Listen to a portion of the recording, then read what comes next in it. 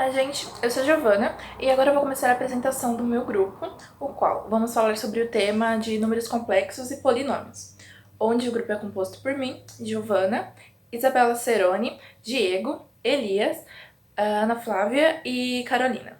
Bom, vamos falar um pouquinho sobre a introdução, onde a gente vai falar sobre os números complexos, seus exemplos, conceitos e os polinômios, onde também vamos falar exemplos e seus conceitos. E principalmente a importância da utilização deles e onde eles são utilizados, para a gente aprender um pouquinho mais além da teoria na prática também. Os números complexos são números compostos por uma parte real e uma parte imaginária. Eles representam um conjunto de pares ordenados de x e y, cujos elementos pertencem ao conjunto de números reais, representados pela letra R. Os números complexos são indicados pela letra C e definidos pelas operações de igualdade, adição e multiplicação. Na de igualdade, fica AB igual a CD, que resulta em A igual a C e B igual a D. Na de adição fica AB mais CD, que resulta em A mais B mais C mais D. Na de multiplicação fica AB vezes CD, que resulta em AC menos BD e AD mais BC. A unidade imaginária ela é representada pela letra I e é o par ordenado de 0 e 1. A gente consegue representar da seguinte forma: I vezes I é igual a menos 1, ou I elevado ao quadrado é igual a menos 1. Logo, a gente consegue reparar que I é a raiz quadrada de menos 1. Os números complexos eles são representados de três formas: da forma algébrica, que seria Z igual a A mais BI, uma parte real e outra parte imaginária. A outra seria geométrica, que seria representado por um plano complexo, ou também conhecido como algebraica. E o outro é a forma trigonométrica, também conhecida como polar. A forma algébrica é utilizada para representar um número complexo através da fórmula Z igual a x mais yi, onde x é a parte real de z e y é a parte imaginária de z. O conjugado de um número complexo é indicado pela letra Z e definido por Z igual a A menos BI. Nesse caso, vai trocar de sinal, ou seja, Z igual a A mais BI fica Z igual a A menos BI. Quando multiplicado um número complexo por seu conjugado, o resultado será em um número real. Igualdade entre números complexos. Sendo dois números complexos, Z1 igual a AB e Z2 igual a CD, eles são iguais quando A é igual a C e B igual a D. Isso porque eles possuem partes reais e imaginárias idênticas. Logo, A mais BI é igual a C mais DI, quando A é igual a C e B igual a D. Bom, eu estarei explicando alguns exemplos de números complexos. No caso, estarei mostrando como é feita as operações, utilizando o que a Carol nos disse. Na adição, nós primeiro separamos o real do imaginário. Então, utilizamos isso para somar, como vemos na que temos aqui. Na subtração, nós teremos que mudar o sinal da segunda fileira para acomodar ele, para assim somar todos. No caso, nós podemos ver aqui, para vocês verem um pouquinho. Na multiplicação, nós teremos que multiplicar como se fosse uma expressão normal. Só que no caso, quando aparece o i ao quadrado, nós trocamos ele pelo valor que ele se refere. No caso, se refere a menos 1. E multiplicamos e continuamos a conta do mesmo jeito. Na divisão, nós teremos que pegar o número que está dividindo e mudar o sinal do i e dividi-lo e fazê-lo o número que temos, a expressão que temos, vezes, por exemplo, ela no caso com o sinal mudado, como podemos ver nesse aqui. Bom, agora nós estaremos falando sobre os polinômios e estarei dando a palavra ao próximo. Bom, agora falando um pouco sobre o conceito de polinômio, explicando o que isso significa. Um polinômio é basicamente uma expressão formada de uma variável e de coeficientes. Então a gente pode ter um monômio, que é uma expressão formada por só um termo, um binômio, que é uma expressão formada por 2 termos, um trinômio, que é uma expressão formada por 3 termos, e assim em diante. E todos esses constituem os polinômios. Dentro de um polinômio existem também algumas características que a gente pode identificar, que são a variável, os coeficientes, o termo dependente e o grau do polinômio. Então, no caso do exemplo, polinômio em função de x ao cubo mais 3x ao quadrado mais x menos 15, aqui a gente tem a variável x. A variável, ela representa a letra do polinômio, e ela vem normalmente sempre indicada por esse p de alguma letra antes do polinômio. Porque dentro de um polinômio nós podemos ter mais de uma letra, mas a variável é sempre só uma. Nós temos também os coeficientes, que representam a parte numérica do polinômio. Então aqui nesse caso, no x ao cubo, o coeficiente é 1, já que não aparece nenhum número, a gente entende que é 1.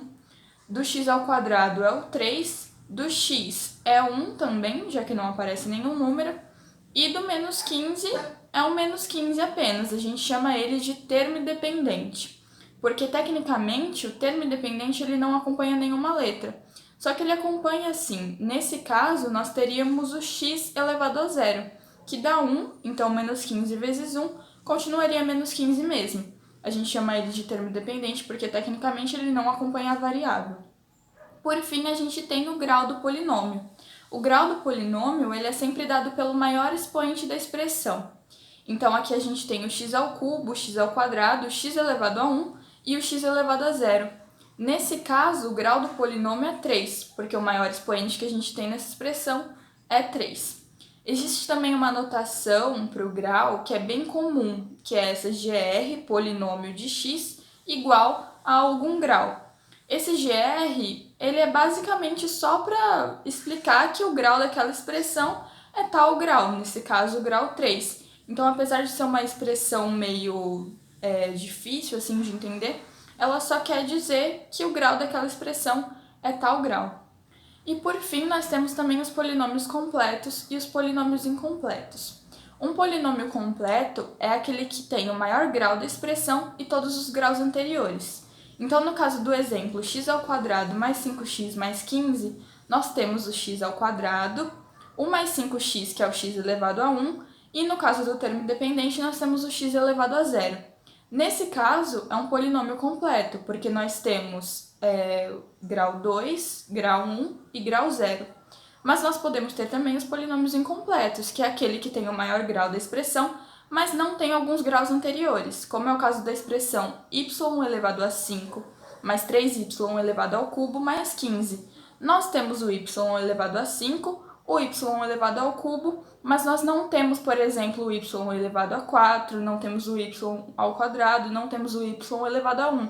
Então é um polinômio incompleto, porque ele tem o maior grau da expressão, mas não tem algumas variáveis com os graus anteriores. Olá a todos, eu me chamo Elias e agora darei seguimento à apresentação, dando exemplos, resolvendo exercícios de como resolver exercícios com polinômios, que foi o tema tratado, explicado muito bem pela Isabela, relembrando, existiu que tem várias classificações para os polinômios e monômios quando tem apenas um termo. Isso já volta para o início, Binômios quando tem 2 termos, trinômios quando tem 3 termos. Daí tem toda a questão de fatoração também, como se adiciona, subtrai, polinômios, etc. Agora, vamos direto para o exercício para resolvermos juntos, para a resolução, para melhor compreendermos como, por exemplo, classificamos um polinômio. O primeiro exercício bem simples, podemos ali facilmente resolver, Lembrando que para calcular, classificar, o exercício pede para classificar os polinômios abaixo em monômios, binômios e trinômios. Lembrando, para classificarmos esses polinômios, nós não levaremos em conta o expoente deles, entendeu? Não varia, isso não interfere em nada, é só a quantidade de termos. Sabendo disso, podemos classificar a alternativa A como um monômio, por conter apenas um termo, a alternativa B por trinômio, por ter 3 termos, e a alternativa C por binômio, que são apenas 2 termos, no caso 3AB menos CB com expoente 2. No caso, o expoente não varia nada ali mesmo, é só a quantidade de termos que utilizamos como modo de classificar os polinômios. Agora, na questão 2, nós identificaremos qual o grau dos polinômios abaixo. E aí sim que nós iremos calcular, aí sim que levaremos em conta o expoente de cada termo. Anteriormente era só a quantidade de termos, agora para descobrirmos o grau do polinômio, temos que levar em conta os expoentes. Lembrando que o grau do polinômio é o valor do maior expoente, no caso.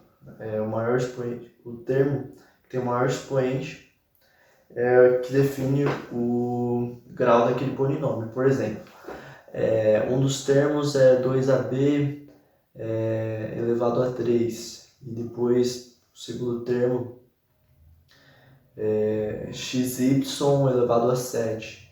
Então, no caso, o maior grau seria o do xy. Então, o grau daquele polinômio é o 7. Às vezes também teria soma, como nos casos que vamos ver abaixo. Bom, na alternativa A, seguindo esse raciocínio, esse pensamento, concluímos que a alternativa A, o grau desse polinômio é 4. Na alternativa B, tá bem simples, né? Por conter só o primeiro termo ali, já ter o 2x, se x ser o expoente 4, já fica claro que ele que tem o expoente maior dos outros termos. Então, concluímos que o grau é 4 também. Na C, também muito simples, grau 2, só somarmos ali, quando não tem nenhum expoente é 1. E na D, que dá um pouquinho mais de trabalhinho para somar ali, seguindo o raciocínio, é o grau 11. Agora, para finalizarmos a apresentação, iremos finalizar com o Diego dando exemplos em onde se aplica qual a importância dos polinômios, por exemplo. Olá, sou o Diego e vou explicar um pouco como os polinômios e os números complexos podem ser usados no dia a dia.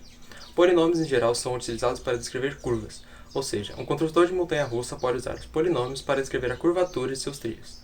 Assim também na economia, prevendo quanto irá aumentar o valor através do tempo. Os polinômios também podem ser usados para descrever a trajetória de projéteis. Já os números complexos, comumente usados na engenharia elétrica, podem calcular tensão, corrente sinal alternada ou contínua e impedância.